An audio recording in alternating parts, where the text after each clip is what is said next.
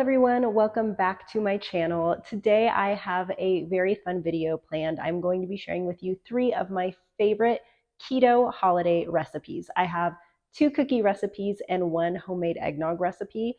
I am telling you, this is the best eggnog you will ever have in your life. Whether you are keto or not, it is so good. So if you are like me and you have a big sweet tooth and you really want to partake in all of the holiday cookies and eggnog and sweet treats, but without all the added sugar, then keep on watching for these delicious recipes. Also, I want to go ahead and say right now that these are easy keto recipes. It's no secret that when you search online for keto dessert recipes, it requires like 57 ingredients and 7 kitchen appliances. No, this is not like this. These are easy, simple recipes that even the most novice baker can bake. So before we get started, if you've been enjoying my content, please don't forget to subscribe to my channel and hit the like button. It means the absolute world to me. And without further ado, let's go get baking.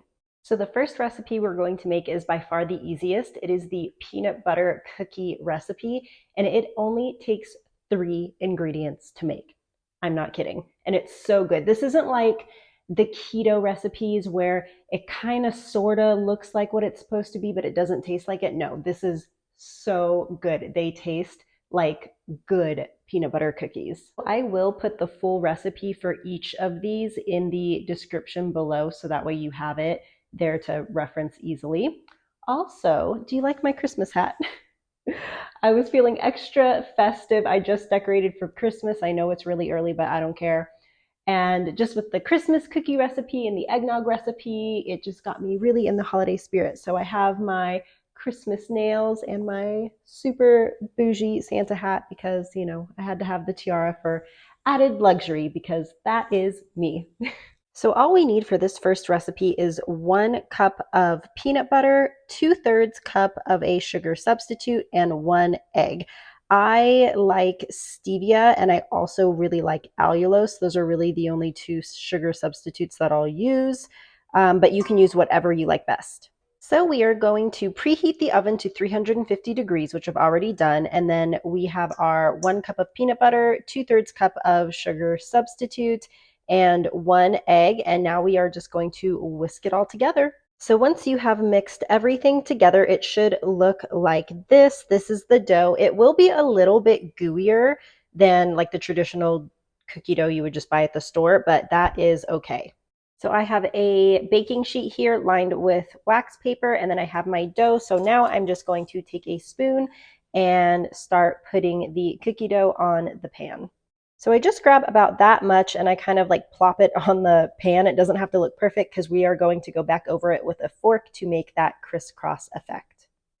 Okay, now that we have the cookies on the baking sheet, we are going to make this crisscross pattern right here. This is optional, but I don't know, I like it. I think it's like a signature peanut butter cookie look. So you just take a fork and press it down, and then you go back the other way, press it down, and now you have that crisscross effect. We're going to do that on all of the cookies. Okay, now we are going to put these in the oven for 10 to 12 minutes at 350 degrees. Okay, the peanut butter cookies are done. I just took them out of the oven about 5 minutes ago, so they've had a little bit of time to cool. And this is what they look like when they're done. I'm going to let them finish cooling, and then I will put them on a plate. And now we can get to the next cookie recipe.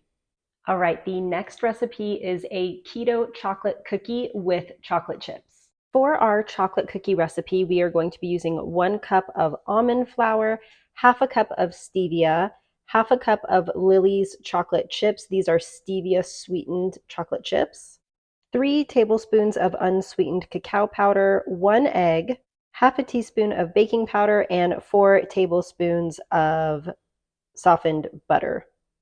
Okay, I have everything except for the chocolate chips, so I'm going to combine all the other ingredients first into a dough, and then afterwards I will fold in the chocolate chips. Once everything is combined, it will look like this. This is more of a thick dough, kind of like traditional cookie dough. So now that we have that, I'm going to pour in the chocolate chips and just kind of fold everything together. So now you should have a big ball of cookie dough that looks like this. I'm going to do the same thing and portion it out with a spoon and put it on a lined baking sheet. Okay, so these are also going to go in the oven at 350 degrees for about 10 to 12 minutes. So that's nice because you can cook both sheets of cookies at the same time. The chocolate cookies are done. I just pulled them out of the oven, so they're still super hot. They'll flatten out a little bit as they cool, but this is what they look like. You can still see the almond flour in the cookie, that's fine, but they are going to taste so delicious. Here are the ingredients we need to make the best keto homemade eggnog. So we are going to be using 2 cups of the unsweetened nut milk of your choice. I like the almond coconut blend, but you can use whatever you like. 2 cups of heavy cream, 6 egg yolks. We're only going to be using the yolks. 2/3 cup of stevia, 2 teaspoons of vanilla extract, 1 teaspoon of cinnamon, and 1 teaspoon of ground nutmeg. You can add more if you like after you make it and you want it to have a bit stronger of a taste, but those are the ingredients you will need. So the first step here is to separate the egg yolks and egg whites. I tried to record it for you guys, but it was just not going well. So I did it off camera. I have my egg yolks here. I have my egg whites. I'll just save those for breakfast in the morning. And now we can really get started. So the first step is to combine the 2 cups of heavy cream, 2 cups of unsweetened nut milk, the cinnamon and the nutmeg all together. We are going to whisk it and then we're going to let it simmer on a low heat for about 5 to 8 minutes just so everything infuses.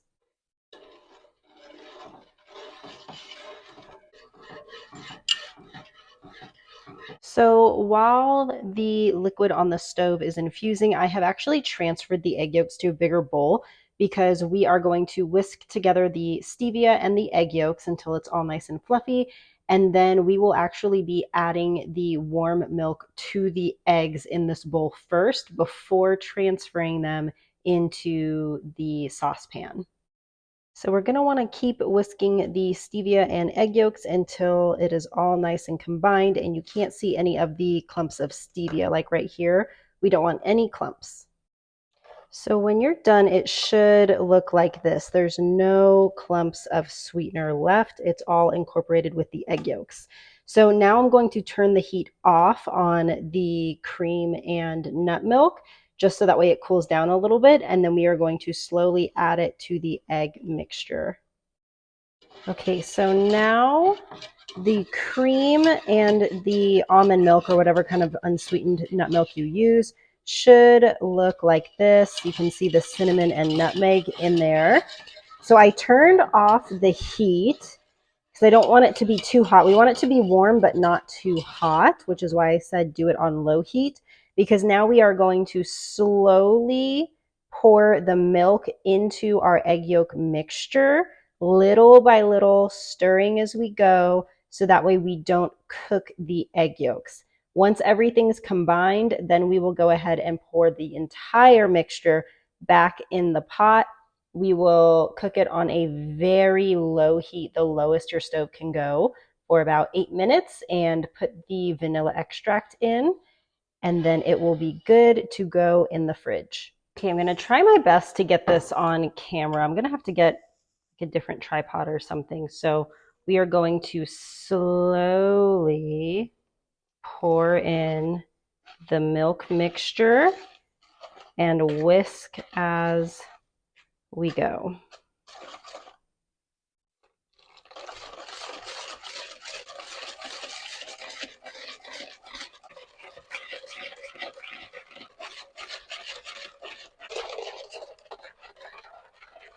Okay, so once you have incorporated all of the milk and cream mixture, it should look like this. If you did it correctly, there will be no curds. There can be some foam, that's fine, but there won't be any cooked egg. That's why I suggest you turn the heat off so the milk is only warm to the touch. It shouldn't be hot. And then just don't rush this process. So now that it is all mixed into this bowl, it's all incorporated, we are going to pour the entire mixture back into the pot and we are going to put it on a low heat, stirring almost the entire time for about 8 minutes. Okay, so the mixture is back in the saucepan. It's on low heat. I'm going to slowly stir this. I'll take a couple of breaks. You don't have to stir the entire time, but most of the time you want to keep the liquid moving. Okay, it's time to put the eggnog in the fridge to cool and let it thicken more. I usually leave it in the fridge for a few hours before I drink it. If you want, you can transfer it into some kind of like a pretty serving container. I just put the entire pot into the fridge because I will then pour it into 5 separate mugs for myself, my husband, and my kids, and we'll just drink it straight away. I just added the vanilla extract without recording it. So I just wanted to show you guys, don't forget to put in the vanilla extract, ideally before you put it in the fridge. I forgot, so it's been in the fridge for like 10 minutes and now it has vanilla extract in it. So back in the fridge it goes for a few hours. Okay, both batches of cookies are done and the eggnog is done. So let's have a taste test. I'm going to be the first to taste the cookies and then I'll have my kids taste them later.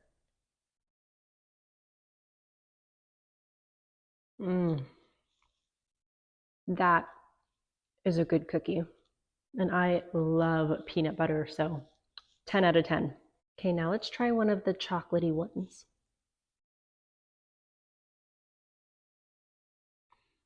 Oh my God.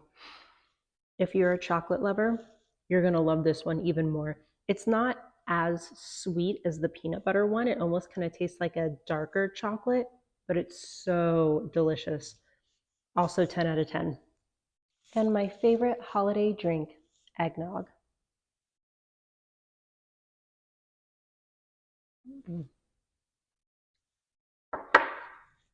11 out of 10. 12 out of 10 actually. This is so rich and creamy and good and like the perfect amount of sweet too. It is the best eggnog ever. I promise after you have this, you are never going to be able to drink the store-bought stuff again. It is so good. Okay, 2 out of 3 of my kids wanted to be in the video as taste testers. One will taste off camera. So what do you guys want to start with? Peanut butter?